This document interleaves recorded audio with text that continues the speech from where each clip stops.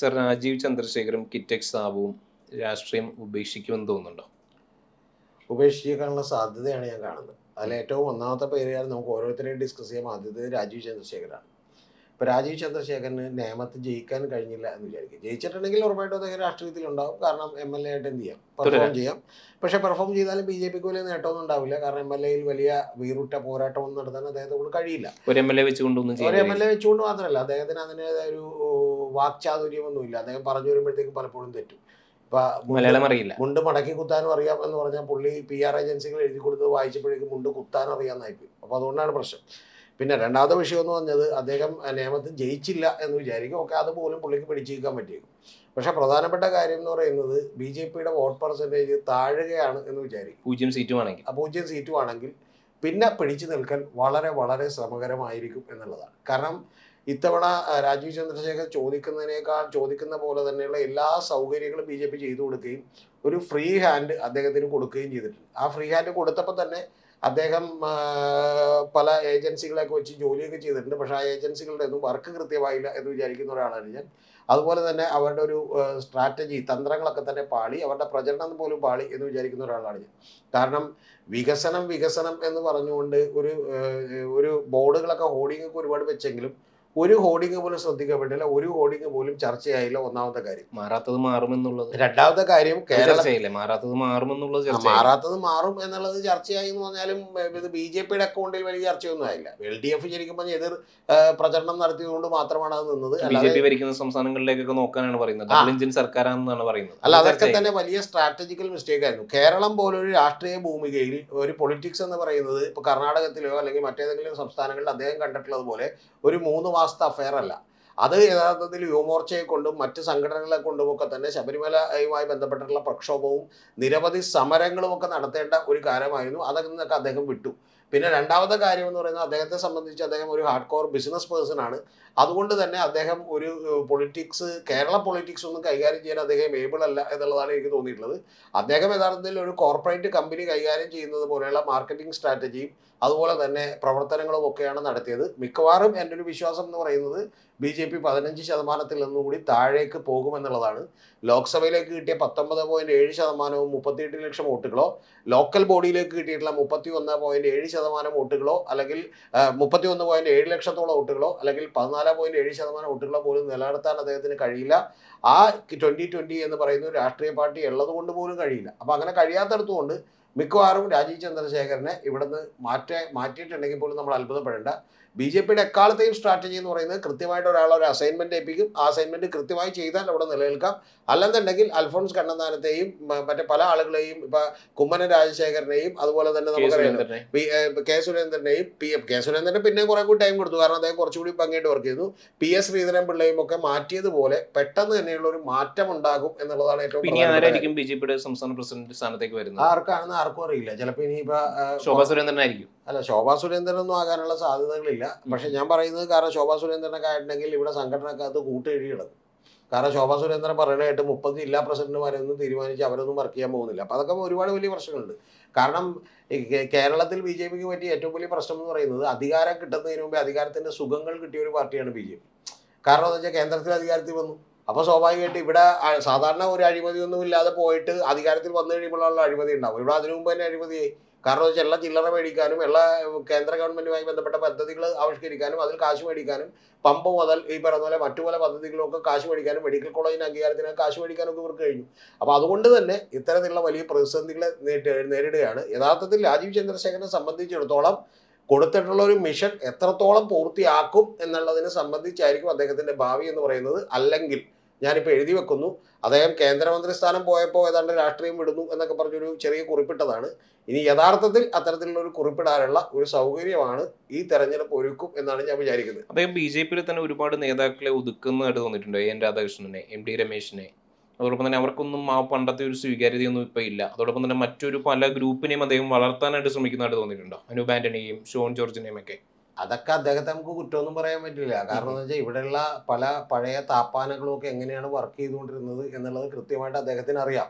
അപ്പൊ അദ്ദേഹത്തെ സംബന്ധിച്ചിടത്തോളം പുതിയൊരു ടീമിനെ അദ്ദേഹത്തെ, അത് ബി ജെ പിയിൽ എല്ലാ കാലത്തും അങ്ങനെ തന്നെയാണ്. ഒരു പ്രസിഡന്റ് വരുമ്പോൾ പ്രസിഡന്റ് ഒരു സെൻട്രിക് ആയിട്ടുള്ള ഒരു പാർട്ടിയാണത്. ആ പ്രസിഡന്റിന്റെ അധികാരത്തിന് ചേരുന്ന അവർക്ക് വിശ്വാസയോഗ്യമായിട്ടുള്ള ആളുകളായിരിക്കും എന്ത് പക്ഷെ ചെയ്യുക, ഇതൊക്കെ ചെയ്തിട്ടും പാർലമെന്റ് തെരഞ്ഞെടുപ്പിനേക്കാൾ 7 ലക്ഷത്തോളം വോട്ടുകൾ തദ്ദേശ തെരഞ്ഞെടുപ്പിൽ കുറയുകയാണ് ചെയ്തതെങ്കിൽ അത് കുറയുമല്ലോ. കാരണം വെച്ചാൽ പാർലമെന്റിലേക്ക് വോട്ട് ചെയ്യുമ്പോൾ നരേന്ദ്രമോദിയെ കണ്ടുകൊണ്ടാണ് ആളുകൾ വോട്ട് ചെയ്യുന്നത്. മോദിക്ക് ഇവിടെ ഇപ്പോഴും ഒരു ഇമേജ് ഉണ്ട്. ആ ബ്രാൻഡ് മോദിക്ക് കുറെ ഇടിവൊക്കെ ഇന്ത്യയിൽ വന്നിട്ടുണ്ടെങ്കിലും കേരളത്തിൽ അത്തരത്തിലുള്ള ഒരു ഇമേജ് 38 ലക്ഷം വോട്ടുകളുണ്ട് എന്ന് പറയുന്നത് 38 ലക്ഷം വോട്ടുകളുണ്ട്. പക്ഷെ അതൊരിക്കലും ബി ജെ പിക്ക് ലോക്കൽ ബോഡിയിലേക്ക് നിലനിർത്താൻ പറ്റില്ല. ഇനി ആ ലോക്കൽ ബോഡിയിലേക്ക് നിലനിർത്തുന്ന വോട്ടുകൾ ഒരു കാലത്തും ബി ജെ പിക്ക് മറ്റേ ഇതിലേക്ക് നിലനിർത്താൻ, നിയമസഭയിലേക്ക് നിലനിർത്താൻ പറ്റില്ല. കാരണം എന്താ, വളരെ സിമ്പിൾ ആണ് റീസൺ. ഞാനിത് അനൂപ് ആന്റണിയോടൊക്കെ നേരിട്ട് പറഞ്ഞതാണ്. എന്താ റീസൺ എന്ന് വെച്ചാൽ, അല്ല പറയാം എന്താ കാര്യം എന്ന് വെച്ചിട്ടുണ്ടെങ്കിൽ, നിങ്ങൾ ഭരണത്തിലെത്താൻ പോകാത്തൊരു പാർട്ടിയാണ്. നിങ്ങൾക്കൊരു ബദലാകാൻ കഴിയില്ലെങ്കിൽ പിന്നെ വോട്ട് പിടിച്ചു നിർത്തണമെന്ന് പറഞ്ഞിട്ടുണ്ടെങ്കിൽ അത്രയും സ്ട്രോങ് ആയിട്ടുള്ള ഒരു ഐഡിയോളജിക്കൽ ബേസ് വേണം. അത്ര സ്ട്രോങ് ഐഡിയോളജിക്കൽ ബേസ് ഉള്ള ആളുകളല്ല ബി ജെ പിക്ക് വോട്ട് ചെയ്യുന്നത്. ബി ജെ പിക്ക് വോട്ട് ചെയ്തുകൊണ്ടിരിക്കുന്നത് ബി ജെ പി ഈ പറയുന്ന പോലെ ഒരു ഹിന്ദുത്വ നറേറ്റീവിനോട് അനുഭാവം പ്രകടിപ്പിക്കുന്ന ആളുകളാണ്. ആ അനുഭാവം പ്രകടിപ്പിക്കുന്ന ആളുകൾ ഇത്തവണ നേരിടുന്ന വലിയ പ്രശ്നം എന്താ? ഒന്ന്, നിങ്ങൾക്ക് അധികാരം പിടിക്കാൻ കഴിയില്ല. രണ്ടാമത്തെ അടുത്ത പ്രശ്നം എന്താണെന്ന് വെച്ചിട്ടുണ്ടെങ്കിൽ, ഇത് യഥാർത്ഥത്തിൽ മുസ്ലിം ലീഗിന്റെയും ജമാഅത്തെ ഇസ്ലാമിയുടെയും ഒക്കെ ഭരണം പരാതിക്കാൻ നിങ്ങൾ ആർക്ക് വോട്ട് ചെയ്യണമെന്ന് ചോദിച്ചാൽ യഥാർത്ഥത്തിൽ ആ വോട്ടുകൾ ലെഫ്റ്റിലേക്ക് പോകാനുള്ള എല്ലാ സാധ്യതയുണ്ട്. ഇനി ഒരു പ്രധാനപ്പെട്ട കാര്യം കൂടി പറയാം, താങ്കൾ ചോദിക്കാൻ വന്നൊരു കാര്യം. 2016 കിട്ടിയ അവർക്ക് വോട്ടിച്ച വോട്ടിനേക്കാൾ 4 ലക്ഷത്തോളം വോട്ടുകളും ഏതാണ്ട് 2% വോട്ടുകളും കുറവാണ് 2021 കിട്ടിയത്.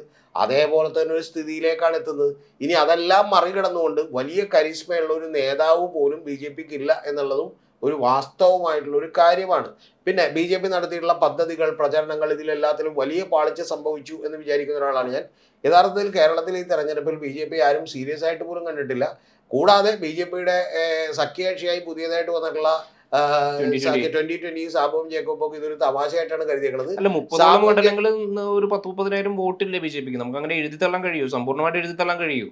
നമ്മളങ്ങനെ എഴുതി തള്ളിയില്ലല്ലോ. നമ്മൾ പറയുന്നത് ഇത്തവണ അവർക്ക് സമ്പൂർണ്ണമായിട്ടൊന്നും എഴുതി തള്ളിയില്ല. ചില മണ്ഡലങ്ങളിൽ അവർക്ക് വിജയപരാജയങ്ങളെ തീരുമാനിക്കാൻ കഴിയുമെന്നുള്ള കാര്യത്തിൽ ഒരു സംശയമില്ല. 30 മണ്ഡലങ്ങളിൽ ഞാൻ അതിന്റെ കണക്കുകൂടെ പറഞ്ഞുതരാം. അല്ല, 30 മണ്ഡലങ്ങളിൽ ജയപരാജയങ്ങൾ നിർണ്ണയിക്കാൻ കഴിയുമെന്ന് പറയുമ്പോഴും ഒരു സർക്കാർ അധികാരത്തിൽ വരുന്നത് 10-30-15 സീറ്റുകളുടെ വ്യത്യാസത്തിൽ 38-40 മണ്ഡലങ്ങളിൽ അവർക്കത് ചെയ്യാൻ കഴിയുന്ന പ്രസ്ഥാനമാണ്. പക്ഷെ പ്രധാനപ്പെട്ട ഒരു കാര്യം, അങ്ങനെ ചെയ്യാൻ പറ്റില്ല. കാരണം വെച്ചാൽ അവർക്ക് ഏതെങ്കിലും ഒരു പ്രസ്ഥാനം അധികാരത്തിൽ വരട്ടെന്ന് വെച്ചാൽ അഡ്ജസ്റ്റ് ചെയ്യാൻ പറ്റില്ല. കാരണം അങ്ങനെ പറഞ്ഞാൽ അവരുടെ അണികൾ പോലും കേൾക്കില്ല. കാരണം അണികൾ ഇതിന് രണ്ടിനെയും ശക്തമായി എതിർത്തുകൊണ്ടാണ് ഇവിടെ നിലനിൽക്കുന്നത്. CPM ആയിട്ടാണെങ്കിൽ ഫിസിക്കലായിട്ടുള്ള സംഘടനകൾ പോലും ഉണ്ടായിട്ടുള്ള ഒരു പാർട്ടിയാണ്. ഏറ്റവും വലിയ കടുത്ത പ്രതിരോധം തീർത്തിട്ടുള്ള ഒരു പാർട്ടിയാണ് CPM എന്ന് പറയുന്നത്. അവരോട് ഒരിക്കലും ഇവർക്ക് സമരസപ്പെടാൻ കഴിയില്ല. പിന്നെ അവർക്ക് ഓൾ ഇന്ത്യ ലെവലിൽ നോക്കിയിട്ടുണ്ടെങ്കിൽ കോൺഗ്രസിനോട് ഒരിക്കലും സമരസപ്പെടാൻ കഴിയില്ല. കാരണം നരേന്ദ്രമോദി ഏറ്റവും പല്ല് നഖവും ഉപയോഗിച്ച് നിൽക്കുന്നത് രാഹുൽ ഗാന്ധിയാണ്. അപ്പോൾ അവരുടെ സിറ്റുവേഷൻ ഒരു പ്രത്യേക തരത്തിലാണ്. അവർക്ക് വേറൊരു തരത്തിലേക്കും പോകാൻ പറ്റില്ല. ഇനി താങ്കൾ പറഞ്ഞതിനേക്കാൾ വലിയൊരു കണക്ക് ഞാൻ അങ്ങോട്ട് പറഞ്ഞുതരാം.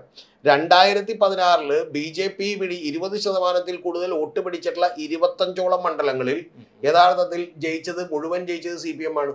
അതേസമയം 2021 ബി ജെ പി 20%-ലധികം വോട്ട് പിടിച്ച മണ്ഡലങ്ങളിൽ ഈ 22 എണ്ണത്തിലും ജയിച്ചത് LDF ആണ്. ഞാൻ പറഞ്ഞ നേരത്തെ മുഴുവൻ ജയിച്ചു. അപ്പൊ അത്തരത്തിൽ ഇവർ വോട്ട് പിടിക്കുന്നതുകൊണ്ട് ചിലപ്പോൾ ആർക്കെങ്കിലും ഒക്കെ അത് സഹായകമാകും എന്നുള്ളതിനും അപ്പുറത്തേക്ക് ഒരു വളർച്ച ഉണ്ടാക്കാൻ കഴിയില്ല. അതാണ് പാർലമെന്റ് തെരഞ്ഞെടുപ്പിൽ നമ്മൾ പരിശോധിച്ച് നോക്കുമ്പോഴത്തേക്ക് CPM പല കേന്ദ്രങ്ങളിൽ പോലും വിള്ളൽ വരുത്താൻ ബി ജെ പി കഴിഞ്ഞിട്ടുണ്ട്. പാർലമെന്റ് തെരഞ്ഞെടുപ്പിൽ കൂടുതൽ വിള്ളൽ വരുത്തുന്നത് ബി ജെ പി വരുത്തുന്നത് CPM-നാണ്. പാർലമെന്റ് തെരഞ്ഞെടുപ്പ് നിയമസഭയിൽ അത് ഈ പറയുന്ന പോലെ കോൺഗ്രസിനാണെന്നുണ്ടെങ്കിൽ പാർലമെന്റ് തെരഞ്ഞെടുപ്പിൽ അത് വിള്ളൽ വരുത്തുന്നത് CPM-നുമാണ്. അല്ല, തെറ്റാണത്. ആറ്റിങ്കൽ നമ്മൾ പരിശോധിച്ചതാണ്. ആലപ്പുഴയിലും തൃശ്ശൂരും ഒക്കെ പരിശോധിച്ചതാണ്. ആ തൃശ്ശൂരൊക്കെ പരിശോധിക്കുന്നതിൽ 2 കക്ഷികളുടെ ഒരു വിള്ളൽ വരുത്തിയിട്ടുണ്ട് എന്നുള്ളതാണ് വാസ്തവം. പക്ഷേ വിജയത്തിലേക്ക് എത്തുന്ന കോൺഗ്രസ് തന്നെയാണല്ലോ. എന്നിരുന്നാലും വിജയത്തിലേക്ക് എത്തുന്ന കോൺഗ്രസ് തന്നെയാണല്ലോ. വിള്ളൽ വരുത്തിയാലും വിജയത്തിലേക്ക് എത്തുന്ന കോൺഗ്രസ് തന്നെയാണെന്നുള്ളത് നമ്മൾ മറക്കരുതല്ലോ. കോൺഗ്രസ് ആയതുകൊണ്ട് വിള്ളൽ വരുത്തിയിട്ടില്ലെന്ന് പറയാൻ പറ്റും.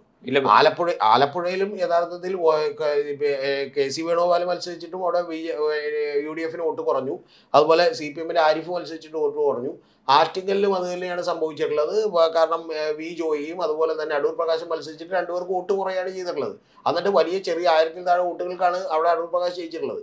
അതുകൊണ്ട് 2 സ്ഥലങ്ങളിൽ നിന്നും അവർ വിള്ളൽ വരുത്തിയിട്ടുണ്ട് എന്നുള്ളതൊരു യാഥാർത്ഥ്യമാണ്. അതേസമയം തൃശ്ശൂരിന്റെ കാര്യം നോക്കിയാൽ കണക്കുകൾ നോക്കുമ്പോൾ യഥാർത്ഥത്തിൽ LDF പിടിച്ചു നിൽക്കുകയും LDF-ന് ചെറിയ ഭൂരിപക്ഷം 16,000 വോട്ടിന്റെ നേട്ടം ഉണ്ടാവുകയും അതേസമയം UDF-ന്റെ ഏതാണ്ട് 80,000-ഓളം വരുന്ന വോട്ടുകൾ നഷ്ടപ്പെടുകയാണ് ചെയ്തിട്ടുള്ളത്. അപ്പോൾ അതൊക്കെ യാഥാർത്ഥ്യമായിട്ടുള്ള ഒരു കാര്യമാണ്. നമ്മുടെ പോയിന്റ് എന്താണെന്ന് വെച്ചാൽ പോയിന്റ് ഇതാണ്. അതായത് ഈ തെരഞ്ഞെടുപ്പിൽ അത്തരത്തിലുള്ള ഒരു നേട്ടം, കാരണം മറ്റത് പാർലമെന്റിലേക്ക് വോട്ട് ചെയ്യുന്നത് ഡിഫറെന്റ് പാറ്റേണിലാണ്, അതേസമയം ലോക്കൽ ബോഡിയിലേക്ക് വോട്ട് ചെയ്യുന്നത് ഡിഫറെന്റ് പാറ്റേൺ ആണ്, നിയമസഭയിലേക്ക് വോട്ട് ചെയ്യുന്നത് ഡിഫറെന്റ് പാറ്റേൺ ആണ്. നിയമസഭയിലേക്ക് വോട്ട് ചെയ്യുമ്പോൾ സ്വാഭാവികമായിട്ടും വോട്ടുകൾ കുറയാനാണ് സാധ്യത എന്നുള്ളതാണ്.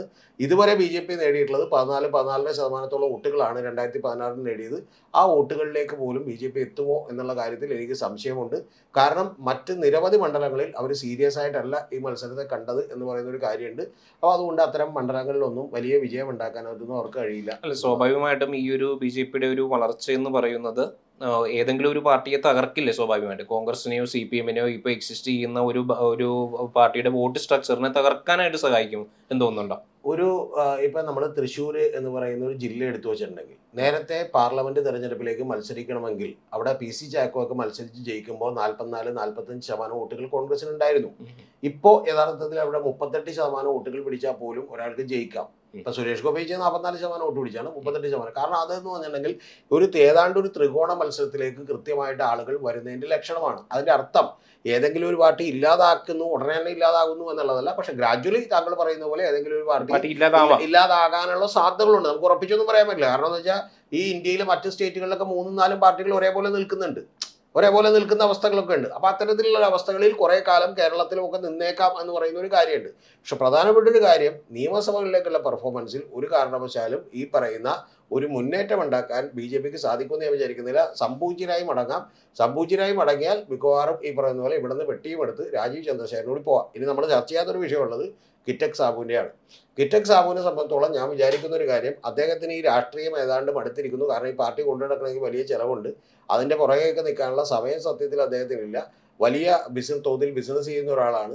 3500 കോടി രൂപയിലധികം തെലങ്കാനയിലൊക്കെ ഇൻവെസ്റ്റ് ചെയ്തിട്ടുണ്ട്. കുറച്ചുകൂടി അതിനകത്ത് ഫോക്കസ് ചെയ്താൽ നന്നായിരിക്കും എന്നുള്ള തോന്നലുണ്ടായപ്പോൾ ഇത് വേണമെങ്കിൽ അങ്ങോട്ട് എന്ത് ചെയ്തോട്ടെ, ഇല്ലാതായിക്കോട്ടെ എന്ന് വിചാരിച്ച് പതുക്കെ എൻ ഡി എനെ കൊണ്ട് ചേർത്ത് നിർത്തിയേക്കാണ്.